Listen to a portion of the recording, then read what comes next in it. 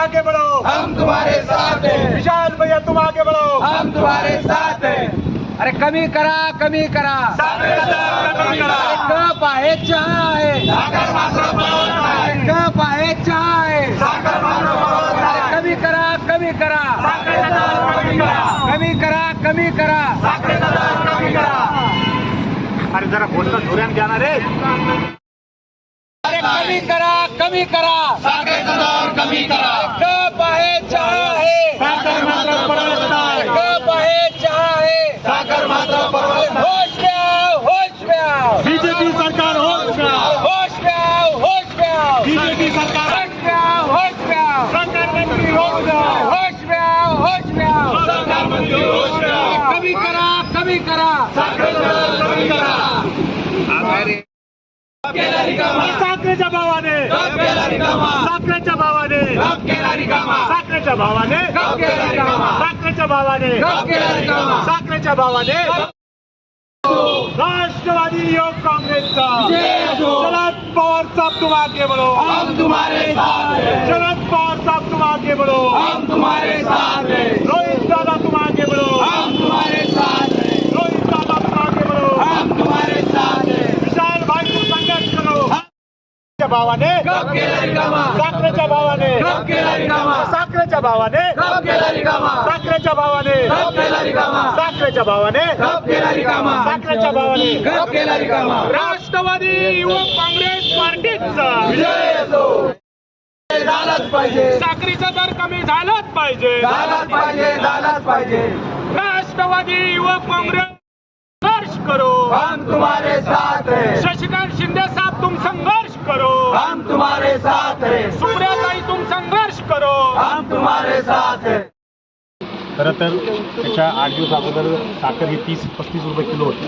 आज 8 दिवसाच्या नंतर बसकन 80+ गेलेली आहे। खरं तर साखरेचा गोळवा काहीतरी कळवाट देत आहे हे आपल्याला दिसत आहे। राष्ट्रवादी युवक काँग्रेसच्या वतीनं आम्ही प्रत्येक वेळेस काही ना काही कांद्याच्या संदर्भातला प्रश्न विचारला।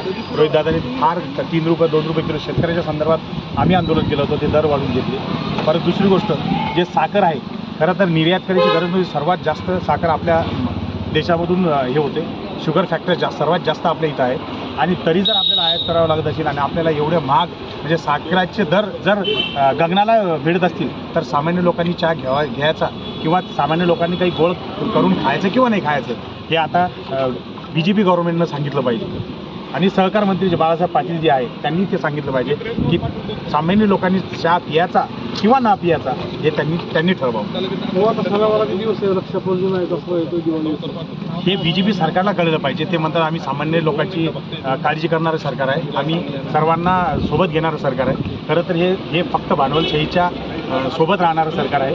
खरं तर आज आता तुम्ही जसं म्हटलं की अनेक सण आता पाठीमाग नागपंचमी होऊन गेली, परत रक्षाबंधन आहे, परत गणेश चतुर्थी आहे, परत अनेक सण आता येऊ लागलेले आहेत। नाही, आज जे पोस्ट ऑफिस समोर आपण आंदोलन केलं, काय करणार आहे पोस्ट ऑफिस? आम्ही पोस्ट ऑफिस समोर याच्यामुळे आंदोलन केलं होतं की बाळासाहेब पाटलांना हे खाली कप, कारण की कप आहे आमच्याकडे, चहापत्ती पण आहे, पण आम्हाला साखर घेण्यासाठी पैसे नाही, म्हणून त्यांना खाली कप आम्ही बाळासाहेब पाटलांना पाठवणार आहे, सहकार मंत्र्यांना पाठवलं आहे, म्हणून त्यांनी हे आम्ही आंदोलन या पोस्ट ऑफिसच्या समोर केलेलं आहे। आपलं नाव? माझं नाव डॉक्टर प्रकाश इंगळे, प्रदेश सरचिटणीस, महाराष्ट्र राज्य।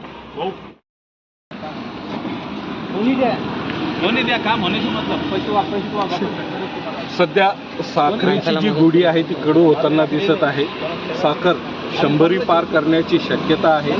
आज या घटनेचा निषेध करण्यासाठी राष्ट्रवादी काँग्रेस शरद पवार गटाच्या युवा संघटनेकडून या विरोधात आंदोलन करण्यात येत आहे। काय विषय आज आपण बघत आहे की साखरेचा दर 80+ केलेला आहे।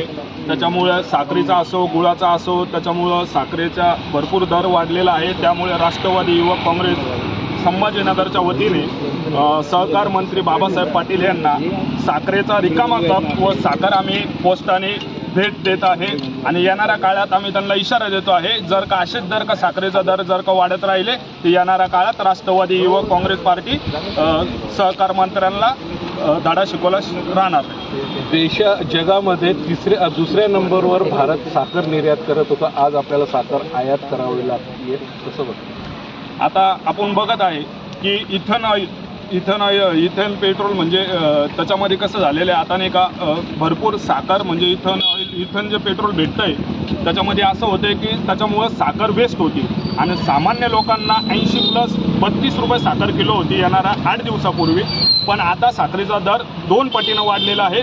त्याच्यामुळे येणाऱ्या काळामध्ये लोकांना सामान्य लोकांना ती साखर परवडणार नाही.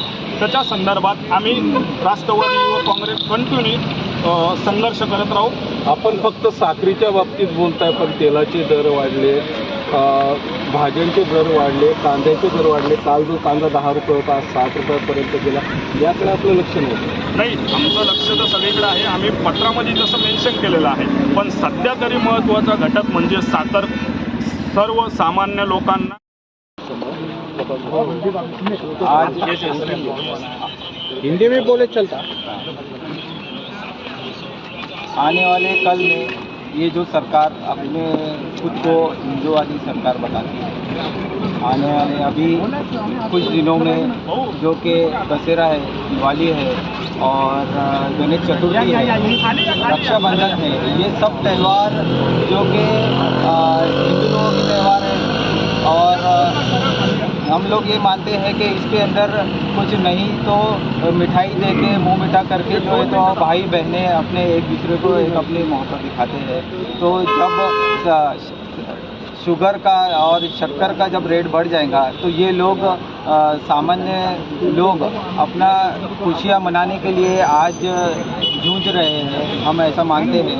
और हमारे एक सहकारी ने बोला है कि शुगर फैक्ट्री वगैरह जो है तो हमारे पार्टी के लोगों की है, सबसे ज़्यादा शुगर फैक्ट्री तो राष्ट्रवादी कांग्रेस की है, बट सरकार वो कुछ निचले दामों में लेकर उसको महंगा सामान्य लोगों को बेच रही है।